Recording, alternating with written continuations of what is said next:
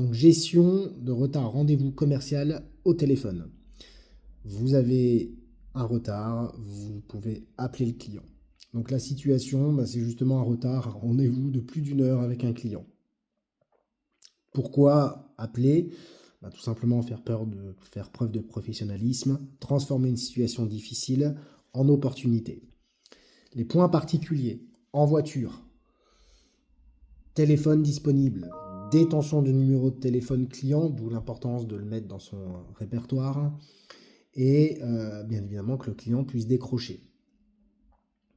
Les erreurs à éviter, se justifier, ne pas laisser le choix au client, ne pas proposer deux alternatives au client.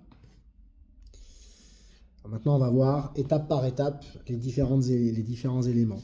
Étape 1, s'arrêter pour pouvoir téléphoner de manière professionnelle. Encore une fois, l'appel lorsque la voiture roule ou lorsqu'il y a du bruit ne donne pas une perspective professionnelle au client.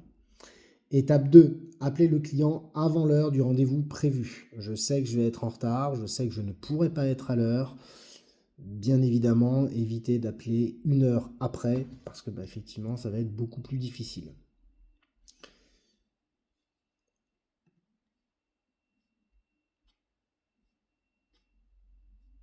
Au niveau de, euh, au niveau de l'étape 3, dès la phase d'identification terminée, s'assurer que ce soit bien mon client au téléphone et se présenter.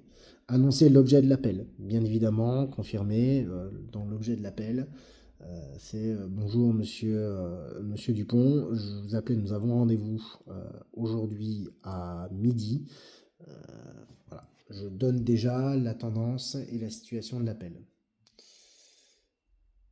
L'étape 4, annoncer au client le retard de façon positive sans justifier. On n'est pas là pour expliquer qu'il y a eu une panne d'essence ou que la voiture n'a pas démarré. Donc on annonce au client de façon positive le retard. Par exemple, je suis sur le chemin et serai dans vos locaux d'ici à 15 heures, alors que le rendez-vous est prévu initialement à 14 heures. Donc on ne rentre pas dans le détail, le client, soit ça va le choquer, auquel cas il va remettre une objection, soit ça va absolument pas le choquer parce qu'il a de la disponibilité, qu'il avait anticipé ou qu'il avait d'autres choses à faire, auquel cas on peut continuer.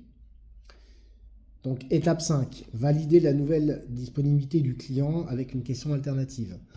On lui donne quand même la possibilité. On est en retard, on l'a présenté de manière naturelle, ça ne nous empêche pas de lui proposer une alternative.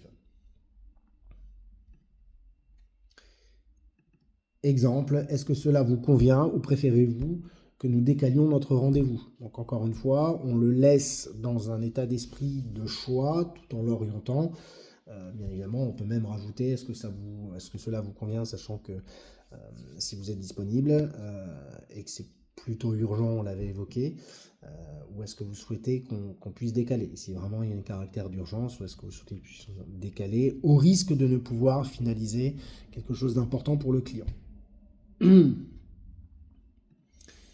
Donc si le client valide le décalage au même jour, pas de difficulté, on revalide l'heure, on s'excuse rapidement et on salue. On fait ces salutations. Attention, chose importante, il faut bien que le client ait le temps disponible, c'est-à-dire qu'il ne faut pas qu'il vous accueille à 15 heures ou 14 heures, alors qu'il va avoir que 5 ou 10 minutes du coup, et que vous risquez de perdre en efficacité et en efficience de rendez-vous. Donc bien s'assurer également de la durabilité possible du rendez-vous. Si le client souhaite décaler à une autre date, pas de difficulté, on réalise une précaution oratoire spécifiant l'importance de la rencontre. Euh, Éviter que le client ait l'opportunité d'annuler le rendez-vous ou de le décaler à une date lointaine. Et on questionne de façon alternative pour la prise d'un nouveau rendez-vous. Encore une fois, l'enjeu, c'est d'éviter de perdre le rendez-vous euh, ou de donner une bonne excuse au client d'annuler ou de décaler à une date très lointaine un rendez-vous qui n'avait pas validé comme prioritaire.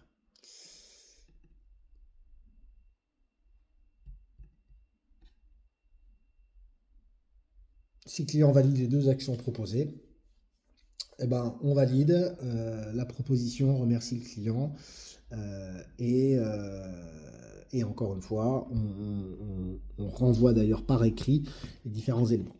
Voilà pour cette fiche pratique sur un retard, prise de téléphone.